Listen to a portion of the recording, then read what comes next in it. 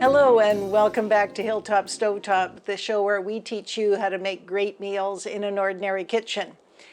Today we're doing a Finnish meatloaf, which is a meatloaf that is cooked in sour cream pastry. You might call it a poor man's Beef Wellington. It's got a lot of similar kind of ingredients, except you make it with either hamburger or with leftover roast beef. And since the last video that we did was on a pot roast, that meant that we did have a little bit of leftover roast beef, which I'm going to supplement with some hamburger. The great thing about this particular recipe is, even though it's a cheap thing, I mean, it's basically meatloaf, because of the pastry coating to it, it looks amazing when you put it on the table. So if you're trying to impress somebody, you know, invite the neighbors over for dinner, or maybe it's that special date, since we're kind of around Valentine's Day that I'm filming this, this is a great place to go. You can have some of it done up ahead of time. You could have the pastry made up ahead of time. You could have all of the ingredients chopped and everything ahead of time, and then just put it all together and pop it in the oven. Have a cocktail while it's cooking, and you're good to go. So we're going to start with the pastry. And today's pastry, like I said, it's a sour cream pastry. It's basically flour, butter, and sour cream. And we're going to do a lot of things in the food processor today. If you don't have a food processor, that's okay. This could all be mixed by hand, just following the similar process to my video on how to make a pumpkin pie. I talk about making a flaky pastry there. But we're going to do it in the food processor because later on we're also going to use this for chopping up all the ingredients that go into the meatloaf itself. So we're just going to take off the top. Pretty straightforward. This is 2 1/4 cups of flour. We've got 3/4 cup of butter. And we're just going to put that all in, and we're going to mix it until it gets to a consistency where it's fine crumbs, just the same as we would when we were mixing the lard and the flour together for the other kinds of pastry. So little sound check here where we make some noise.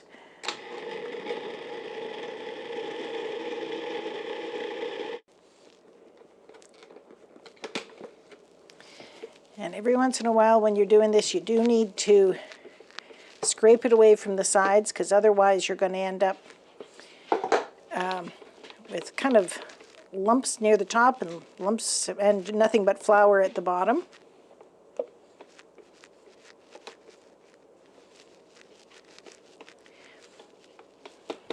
One more little squish.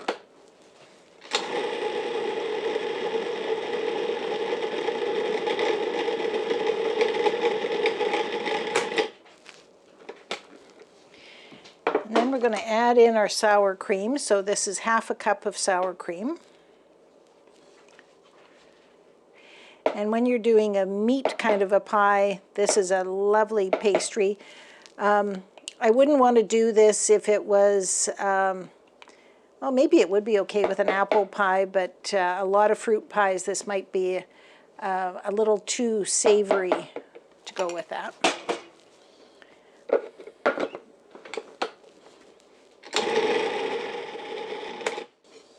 Almost ready, other than this big glop that wanted to sit up at the top and not get involved. There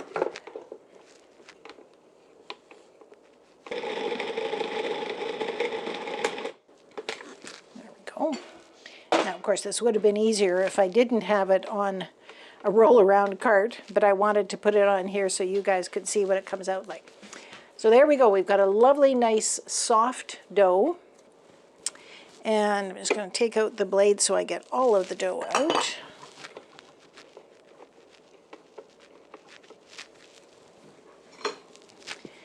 And then what I'm going to do with this is very, very soft. It's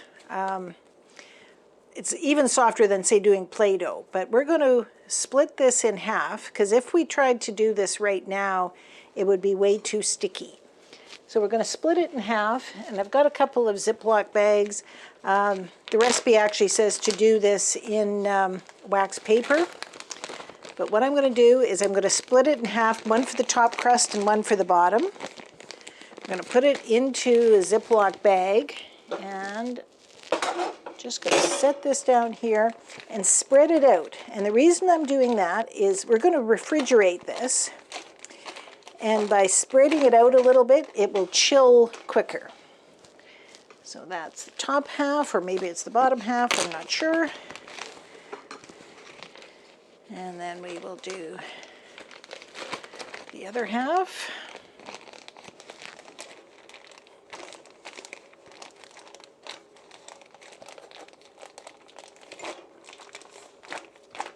I think I didn't split those exactly half and half, did I?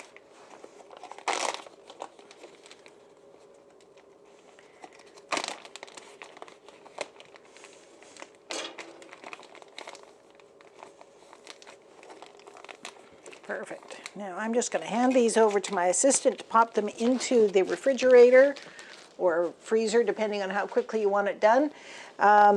We want to do that probably about an hour behind the, or you want to do that about an hour before you're ready to cook it, just so it's got lots of time to chill.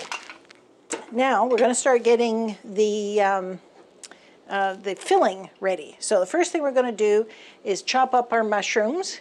Now those of you who have been watching my show for a while know that I have this little trick where if I buy fresh mushrooms, if I've got leftovers, I make sure that they're sliced if I didn't buy them sliced already, and then I just pop them in the freezer. And that's what we have here, is we've got some frozen mushrooms, 3/4 of a cup to a cup of mushrooms. And we're just going to chop those up.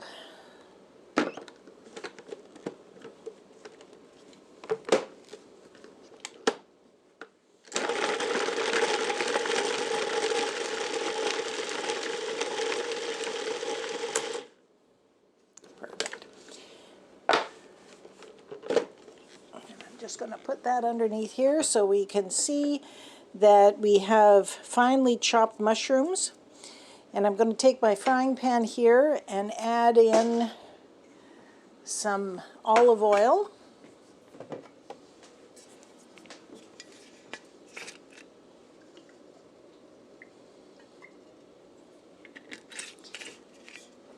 So one of the things that makes this a little easy to prepare ahead of time is that some of these things you can they're sort of partially cooked before they go into the meatloaf itself. Okay, so there's our olive oil, and we're just going to pop those mushrooms in there.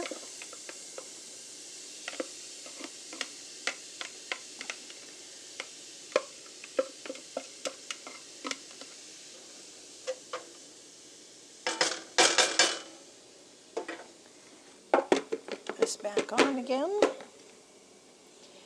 And while that is cooking, I'm going to take, oh, I've got one that I missed here, so I'll just set that one off to the side. We don't need a big chunk of mushroom. We want all of the ingredients that go into this meatloaf to be similar kind of size. So then I'm going to take my leftover roast beef here, and I'm also going to chop that up because we want it to be in a similar kind of size to what those mushrooms are. And we're going to have about 2 to 3 pounds of meat all told, just depending on what you have for leftovers. There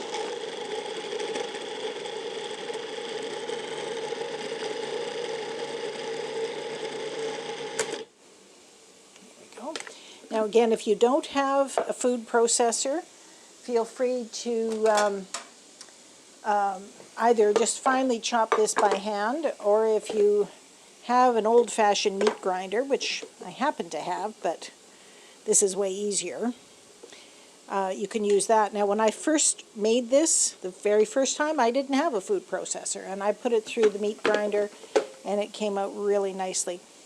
So you end up with something that's kind of like a hash, almost. And then the third thing that we need to chop up are the onions. So I've just got one onion. I'm going to pop that in there.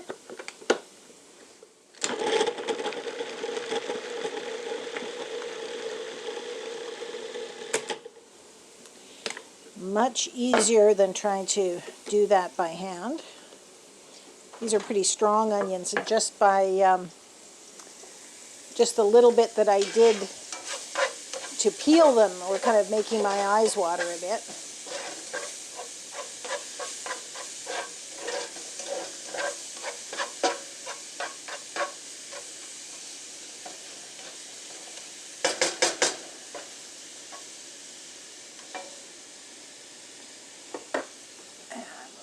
Those in a little bowl.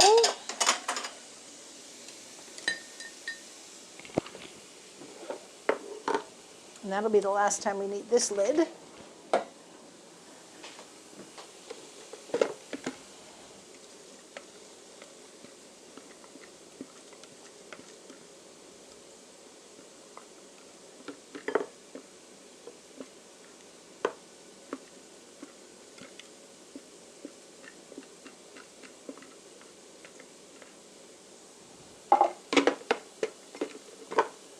Ooh, powerful things.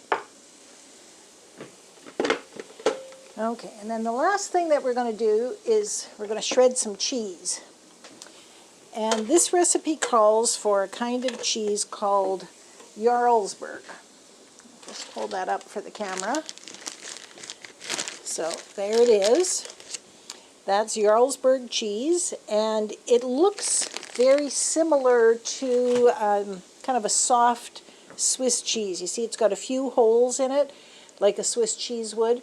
But it's they call it a semi-soft cheese. This is room temperature, and it's got a little bit on the squishy side. And we're just going to shred that, again using our wonderful food processor here.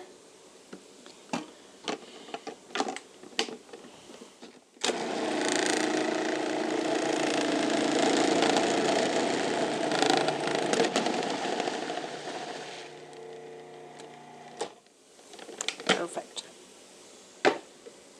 Again, that could be shredded by hand if you needed to, but we end up with a nice batch of cheese. So that's going to, all of these things are all going to mix together. We'll just set that off to the side. And I see our mushrooms are starting to brown up a little bit.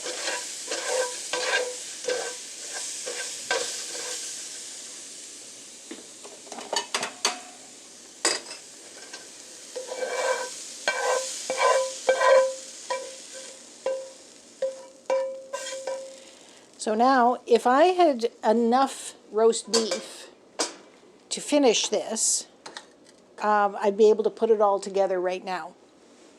Because I'm using some hamburger and some roast beef, I'm going to use that frying pan to brown the hamburger now. So we're going to take a little pause while I clear a few things out of the way, and we'll be right back. And we're back, and we've got our hamburger almost completely done here.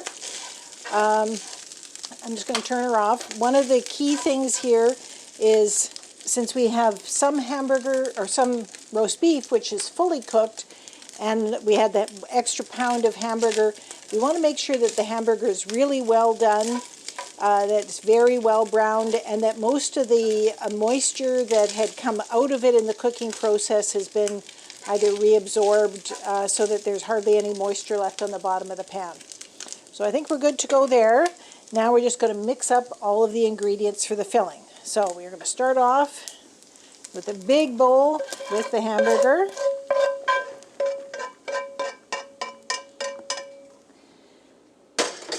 And then we're going to put in those mushrooms that we had previously cooked. We're going to put in the chopped up onions. And we're going to put in the rest of the chopped up roast beef. And what else are we going to put? Oh, we're going to put in our cheese. That lovely Jarlsberg cheese. And again, if you can't find this in your local specialty cheese section, you can use Swiss cheese. And we're also going to add some chopped parsley. I've had to use, I didn't have any fresh parsley, so I am using dried parsley. And then the last thing we're going to do is add in a cup of milk. And that's all of the filling ingredients, and we're just going to take our big mixer and mix those up well.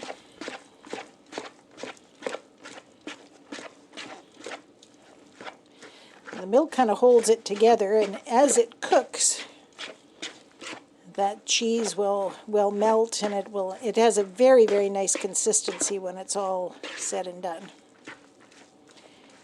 Okay, so there's our meatloaf filling ready to go. And when we put it all together, we're going to end up with something that's kind of like that, but then as it cooks, it will solidify here. Okay, so now at this point, our dough should be well chilled, and we're ready to start rolling that out. So I'm just going to get a few things out of the way, and we'll be right back. All right, so we've taken our pastry out of the refrigerator. It's not nearly as gooey as it was to start with. Sometimes doing this in wax paper would make it a little bit easier to get it out of the package once it's solidified. There we go. Now I've got some flour on my pastry board, and I'm going to sprinkle a little bit more on top of that. I don't want any stickiness here. And I've got our grate rolling pin. And what we're looking for is a rectangle in this case. It's going to be about 14 inches by 6 inches in total.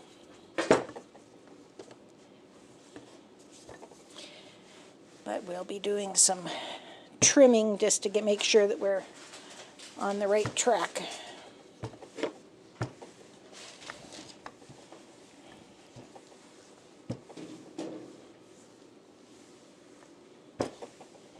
Okay. Now, how are we here? This is a great cutting board because it does have some markers on it. And then we've got inches over here. So we've got, that's about right, I would say. Maybe a little bit more lengthwise. And then we're going to take a knife and cut ourselves a rectangle here.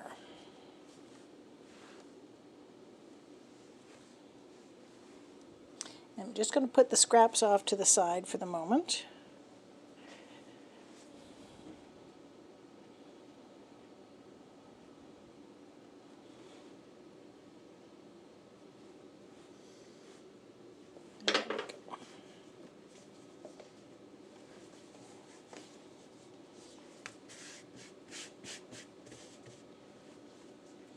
And then we're going to put that onto our baking sheet that has parchment paper on it to keep it from sticking. And just to make sure that everything stays the right consistency, these little scraps that are left over, I'm going to take and just pop those back in the refrigerator. Just a moment, because it's amazing how much of a difference a little bit of temperature control can make on that. Now, we're going to take our filling and just reach a spoon here.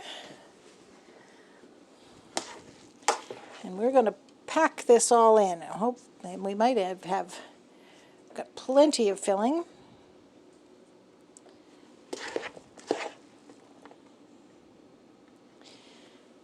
So you end up with kind of an upside down meatloaf shape.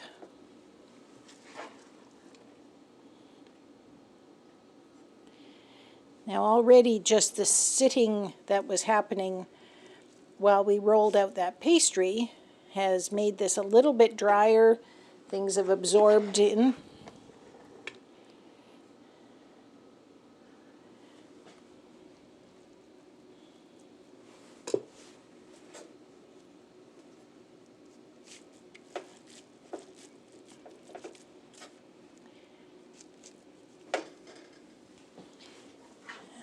Start using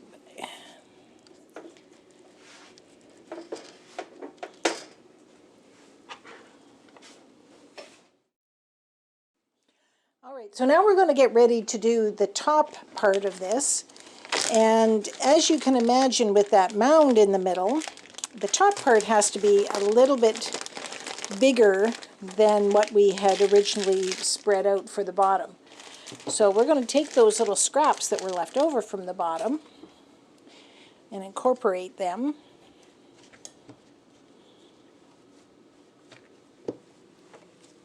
Of course, this is...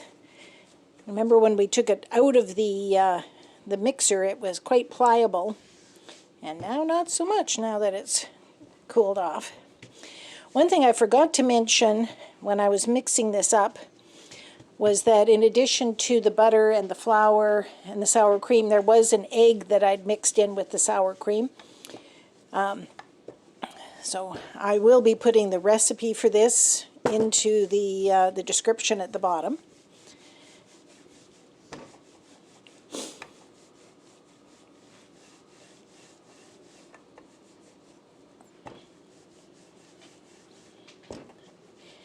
Coco is here underneath my feet, hoping that there'll be some other scraps that I drop. She did manage to get a little bit of hamburger out of this deal.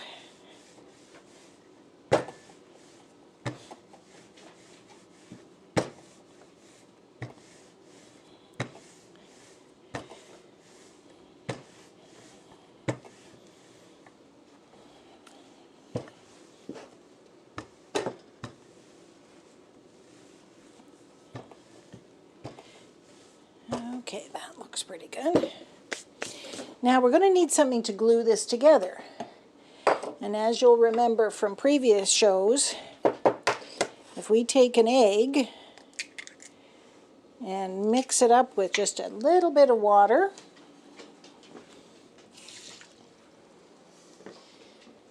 and whisk that together,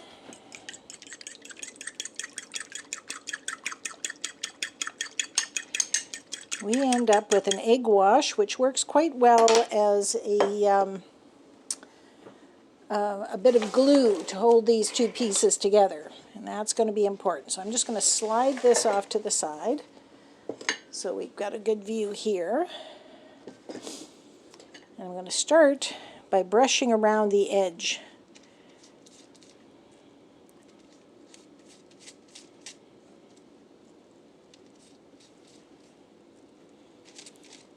And one thing about putting the parchment paper on the edge here is, even though when this cooks that little bit of egg that kind of dribbled over will get quite brown, it won't be an issue once we take it off of the and put it on a serving plate. Okay, so now I'm going to take this and just drape it over the top. Good, we've got lots of excess. And we're going to squish down those edges just a little bit.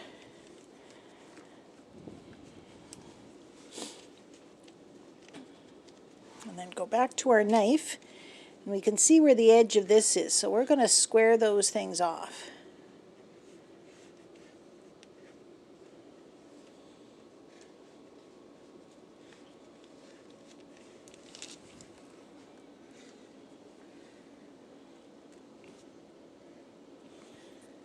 And then meanwhile, we have our oven preheating to 350.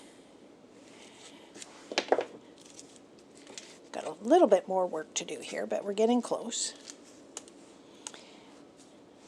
And I'm going to take a fork and just squish down the edges of this to make sure we've got a good seal around that.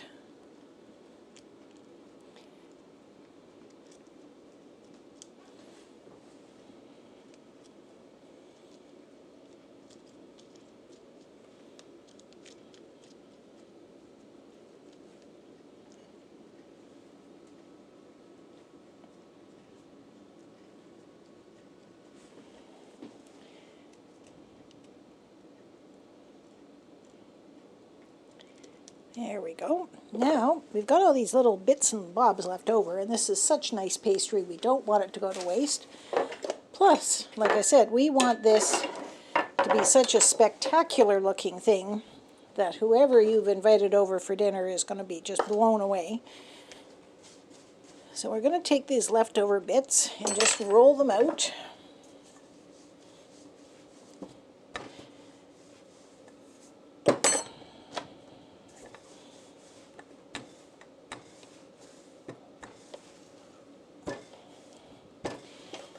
And then you can make whatever kind of designs you want out of them. So I'm going to start by doing a few little strips.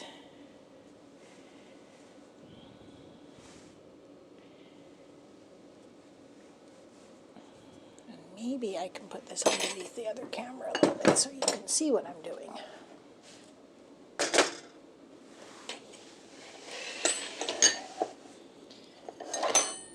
If you have a pizza wheel or something like that, that's a good thing to use to cut this with if you don't have a pastry cutter or a knife to do it with. So I'm going to do a few little strips like that. The other thing that you can do is just a few kind of leaf shapes. So all you're doing is a couple of curvy lines, and then you do you don't cut all the way through, just mark it a little bit so you got the veins in your leaf.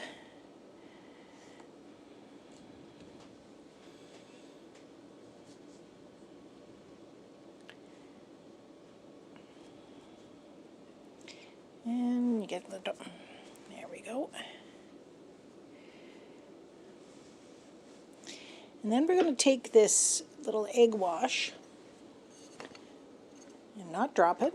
Brush the whole thing over, because that's going to give it a nice glossy finish, and it's going to make it nice and brown.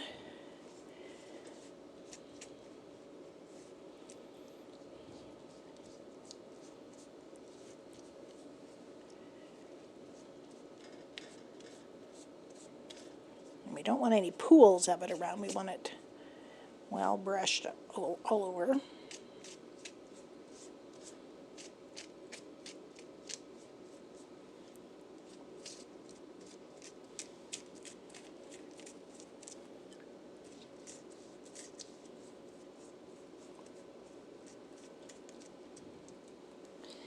And then we're going to take our little strips and just make whatever kind of design you want over top of this.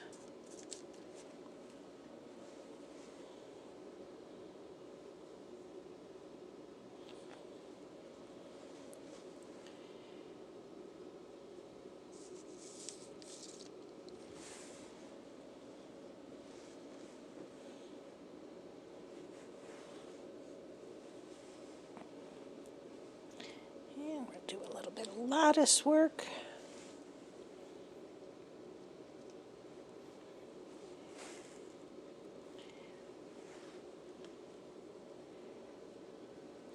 And then we'll fill in this gap here by putting one of these leaves here, maybe the second leaf there as well. So by putting the egg wash on there, that's what's giving this something to stick to. We'll do one more little strip here. And, you know, if I was Martha Stewart or something, I would make sure that these were all absolutely symmetrical, but I'm not, so I want to go, this one goes under, that one goes over, and then this one goes under again. And then we'll just pinch that off there. And I think I'll do a few more leaves.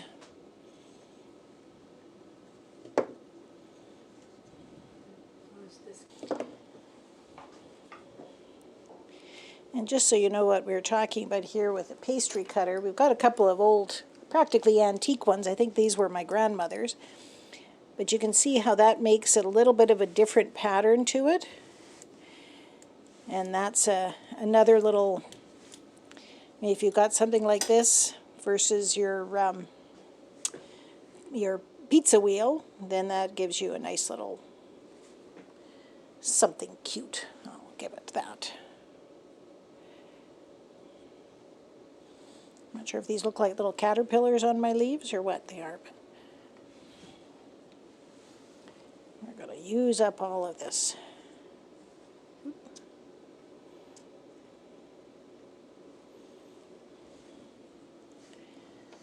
There, I think that's pretty good.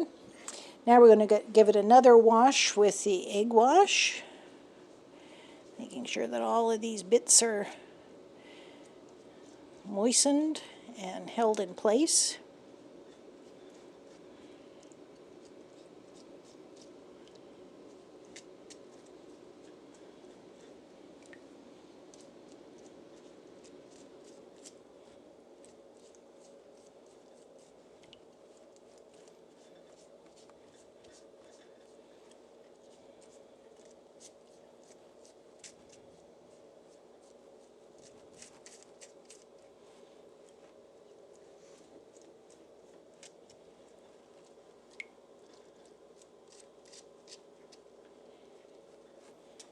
There we go. Okay, so now we're ready to pop this in the oven. It's only going to cook for about 45 minutes, which is a little less time than our traditional meatloaf that we had in a previous episode, but that's because the meat inside is already cooked. All we have to do is cook the pastry. So we will see you in about 45 minutes. All right, so our 45 minutes is up, and hopefully everybody is ready for this spectacular looking meatloaf. And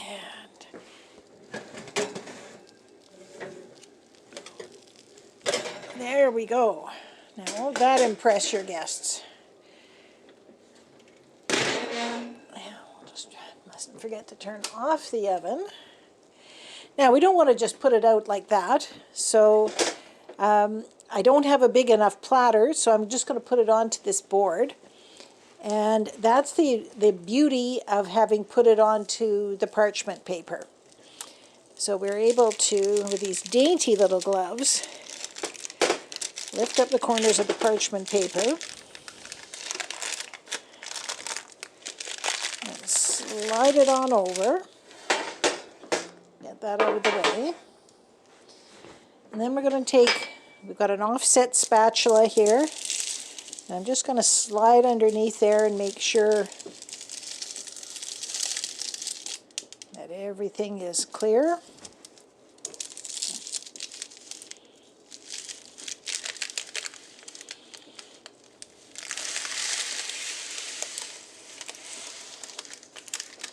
And there we go. Now, you take it to the table like this. Now this is 6, I think it'd be very generous if it was 6 servings, so 8 is more appropriate in servings.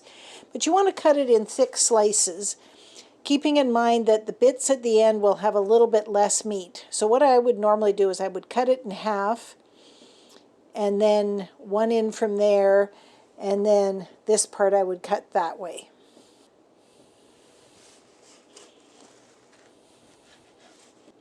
So you can tell that this is a shorter crust than what we've had in the past.